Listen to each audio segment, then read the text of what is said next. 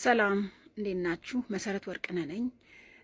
አንድ እውነት ድጋሚ ልነግራችሁ ፈልጋለሁ። እኛ አሁን ከተናገርነው ጥቂቷን የተናገርነው፣ ምክንያቱም በጣም ብዙ የተቃጠልንባቸው በጣም ብዙ ያዘንባቸው ነገሮች አሉ። በለቅሶ ላይ ብዙ ነገሮች አልፈናል፣ ብዙ ችለናል፣ ብዙ አድርገናል። እኛ ያሳደገችን እናታችን ምግብ አብልታ ነው የምትገርፈን። እኛ ስንቀጣ መጀመሪያ ነገሮች ተስተካክሉልን ነው የምንደረገው። እኛ ጨዋን ያሳደገን በክብር ነው ያደግነው። ድሃ ብንሆንም በድህነት ብናድግም እግዚአብሔር ይመስገን የማንንም እጅ ሳንፈልግ ማንም ሳናስለቅስ በህይወት ዘመናችን እዚህ ደርሰናል። እና እውነት ለምንድን ነው የመረራችሁ? እውነት ነው። እኔ አሁን እንድትረዳ ፈልጌያለሁ። ምክንያቱም ወጥቼም አዝናለች ብያለሁ። በዛ ለቅሶ ላይ በነበርን ሰዓት እኮ ስልኳን ዘግታ በእናቷ በኩል ስልክ ሲደወል እኮ ማናገር እኛን እንኳን ማፈር አቅቷት ነበረ ይቺ ልጅ ማለት ነው። ይሁንላት። ምክንያቱም ሀዘን በግድ ዘኝ ማለት አይቻልም። እንደውም ምክንያት እየፈለገች እኛን ሁላ ማስለቀስ ነበረባት። እኛ እየተደበቅን እዛ የሰራተኛ ክፍል ስናለቅስ፣ እሷ ግን በቃ ሌላ ታሪክ ላይ ነበረች። በጣም ሌላ ታሪክ፣ ብዙ ታሪኮች ነበሩ። ግን እኛ አሁንም ቢሆን ወንድማችንን ያጣ ነው። እሱ ደግሞ ያግዛ። እሱ ለገንዘብ ግድ የላቸውም ነበረ። እኛ እውነት በገንዘብ ነው የታጠው። ይኸው መስቀላችን፣ ክርስቲያኖች ነን፣ ደም የፈሰሰበት መስቀል ነው። ይኸው በጌታ በኢየሱስ ክርስቶስ ስም እንምላለን። አንድ ገንዘብ፣ አንዲት ብር፣ ሌላው ቀርቶ 30ና 40 ሲደገስ ለገንዘብ እንስጥሽ ወይ ሲሉኝ ነው እኔ አልፈልግም። እኔ በራሴ እስከ ህይወት ፍጻሜ እስካለው ድረስ ለወንድሜ አላንስም። ባጣ ቆሎ እሰጥለታለሁ፣ አልፈልግም እኔ ያልኩትኝ። እሷ ግን ሁሉን ነገር ከኮሚቴው ትጠብቅ ነበረ። ብዙ ነገር ራሱ ከሄደ በኋላ ውስጥ እዛ ብር ከተሰበሰበ በኋላ ራሱ እዛ እስቲ ልካ እንኳን ለዚህ ልጅ ነፍስ ይማር አላስባለችለትም። ሁሉን ነገር ከኮሚቴ ይጠብቁ ነበረ፣ ያደርጉ ነበረ። እነሱ ገንዘብና ገንዘብ ብቻ ነው ፍላጎታቸው የነበረው። ለዚህ ነው ኮሚቴውን ይዘው የነበረው። ኮሚቴዎቹ ደግሞ እንግዲህ አላቅም ምን እንደሆነ ችግሩ ብቻ አላቅም። እነሱ በሙሉ ይሄ ልጅ በህይወት ተከፍቷል። ከዛ በኋላ ደግሞ እኛ በህይወት ያለን ሰዎች ነን፣ ነፍስ ያለን ሰዎች ነበር። እዛ ጋር ነገሮች ሁሉ ሲደባበሱ ነበር። ለምን ይሆናል? ለምን ይደረጋል? እኔ ይሄ ልጅ ነፍስ ይማር አላለችውም። አትቀብርም ብያለሁ። አትቀብሪያትም እዚህ ብዬ በስንት መከራ ነው እሺ ብዬ ለስለስ ብዬ። ምክንያቱም ሌላ ሰው ቢሆን ኖሮ እነዚህን ሰዎች ደብድቦ ነው ከዛ የሚያስወጣቸው የነበረው። እኛ ግን ጨዋን ያሳደገን ግን ከአቅም በላይ እኛ አሁን ብዙ መናገር የማንፈልጋቸው እነሱን ሰው ጥንብር ኩሳቸውን የሚያደርግ ክፉ ነገሮች የሰሩ እዛ ስንቀመጥ ተቀምጠን በሀዘናችን ጊዜ ያየናቸው በጣም የሚያስጠሉ ቆሻሻ ነገሮች አሉ። ድመት እንኳን ሰው ሞቶበት ድመት እንኳን የድመቴ ብትሞትብኝ በጣም ነው ማዝነው። የሰው ልጅ ነው የሞተው፣ ደግ ልጅ። እኔ እንደው ቢቸግረኝ ማለት ነው ሌሎች ጓደኞችን እንዴት ነው ነፂ፣ መቼም የቤቱ ነገር አላውቅም፣ ይሄ ሰው መጥፎ ነው እንዴ? ለእነዚህ ሰዎች ምንድን ነው የሆነው ብዬ እነሱ እያለቀሱ ነው የመለሱልኝ። አረሱ ሰው እኮ አይናገርም ብለው ነው ያሉትና በጣም የሚያሳዝን ታሪክ ነው።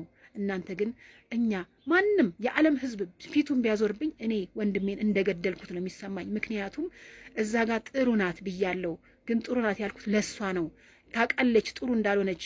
እኔ አመሰግናለሁ እንኳን ፊቴ ማየት ራሱ አልቻለችም። እናውቃለን እንዴት አይነት ህይወት እያሳለፈ እንደነበረ ይሄ ልጅ መተኛቱ። እኔ ብዙ ቪዲዮዎች አሉኝ ነይ ተብዬ እዛ በየቦታው ተኝቶ ጸጉሩን ሲቆረጥ እንኳን ለዛች ደቂቃ እንኳን እንቅልፍ ተኝቶ ሰውየው እንዳይሞትብኝ ነይ ብሎ ብዙ ፎቶዎች አሉኝ። እስቲም ቤት ሆኖ ተኝቶባቸው ሄጄ እስኪነሳ ጠብቄ ይሄ ልጅ ያወጣሁት ብዙ መከራ ብዙ ሀዘን ነው ያሳለፍ ነው። ይሄ ልጅ ግን እግዚአብሔር ፈርዶለት እኔ ግን የወንድሞቼ ልጆች እንዲጠቀሙ ብዬ ይሄንን ብያለሁ። አዎ ብያለሁ። ሁለት ምላስ ማለት ምን ማለት ነው? እኔ መጥፎ ናት ክፉ ናት እንዴት እላለሁ? ወጥቼ አልልም። ግን አሁን በጣም ድራማ ሲበዛ በጣም ያስጠላል፣ በጣም ያስከፋል። ይሄ ልጅ እኮ የሞተው አዝኖ ነው፣ ከፍቶት ነው። እኛም አልተረዳውም። ምክንያቱም ከመጀመሪያ ጀምሮ እኛን ለማለያየት ፈልገው ነበር። ሲታመም ነው የቀረብ ነው። እኛም ሲታመም ነው ሲያዝን ነው የቀረብ ነው። ይሄ ልጅን ተጫውተውበታል። እኛ ጋር ከቀረበ በኋላ እኮ መኪና እንዲገዛ አድርገነዋል። ይሄ ልጅ ብዙ ነገሮችን ቀዳዳዎችን እየሸፈነ ህይወትን ለማሸነፍ ፈልጎ ነበረ፣ ጓጉቶ ነበረ። ግን አሁን በሞቱ ላይ ሲሳለቁበት በጣም ነው የሚያሳዝነው። እንዴት ይሄንን ማስተዋል አቃታችሁ? ትልቅ ሚዲያዎች እንዴት ይሄንን ልጅ በሚዲያ ላይ የነበረ ፊቱን ከሰል እየመሰለ የኛን መከራ፣ ሀዘንን፣ ለቅሶን እንዴት ልትረዱ አላሰባችሁም? ይህ ልጅ ሚዲያ ላይ እኮ ፊቱ እሳት ከሰል እየመሰለ የነበረውን ምን የሚያስደብቅ ነገር አለ? ይሄ ልጅ ሰላም እንደሌለው ያስታውቅ ነበረ። ከኛ ጋር የነበረውን ጊዜያቶች ጥሩ ነበሩ። ይሄ ልጅን እንዴት ነው ልትረዱት ያልፈለጋችሁት? እኛ እኮ እሱ ነው ተጎድቷል። አሁን እነዚህ ሰዎች ይበቃቸዋል። ይህን ያህል ካገኘች በቂ ነው። ከዚህ በኋላ ገንዘብ አይሰብሰብበት ነው ያልነው። በቃ ያልነው። ምክንያቱም በዙሪያው ያሉ ሰዎች ስናያቸው አስመሳይና ውሸታሞች ናቸው። እና ይሄን ልጅ እንደገና ከሞቱም በኋላ በስሙ ሊጠቀሙበት ስለፈለጉ ነው።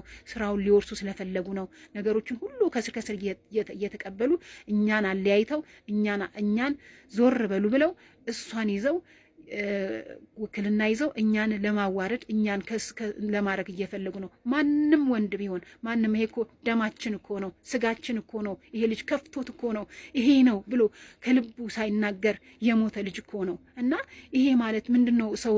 ሰውን አላስተኛ ማለት። ይሄ ልጅ እኮ አሁን የቀኒኒን አባት አለ። ይሄ ልጅ እኮ ዱላ አላረፈበት እንጂ ነፍሱን ስጋውን ሁሉ ሲቦጫጭቁት የነበሩ ሰዎች ናቸው። ላቡን እንዲህ አድርጎ የሰራውን ሲወስዱ ነበረ። ችግር የለውም። እሱ ግን ሰላም ሲሰጡት አልነበረም። ታሞ እንኳን እግዚአብሔር ይግደል ያላለችው ሴት እየሆነች እኮ። እና ምንድን ነው የምትሉት? እኛ እናንተ እንድትፈርዱን አይደለም። ነፍሴ እኔ እንድታርፍ ስለመፈልግ ነው። ነፍሴ ያችን ነገር ስላልኩ እግዚአብሔር እኮ ይህ ልጅ አጋልጦለት ነበረ። በጌታ በኢየሱስ ክርስቶስ ደሙ በፈሰሰበት ቃል ገባለሁ። አንዳችንም አንድ ብር አልጠየቅንም፣ አንድ ብርም አንጠይቅም እኛ። ምክንያቱም ወንድማችን ነው። አዝነናል። በጣም ያዘን ነው። ይህንን ደግሞ እግዚአብሔር ነው የሚያውቀው። ይሄ ልጅ ነፍሱ ታርፋለች። እኛውም በቃ ቆምንለት። ምክንያቱም ፍቅር እስከ መቃብር ድረስ ነው። ገባ?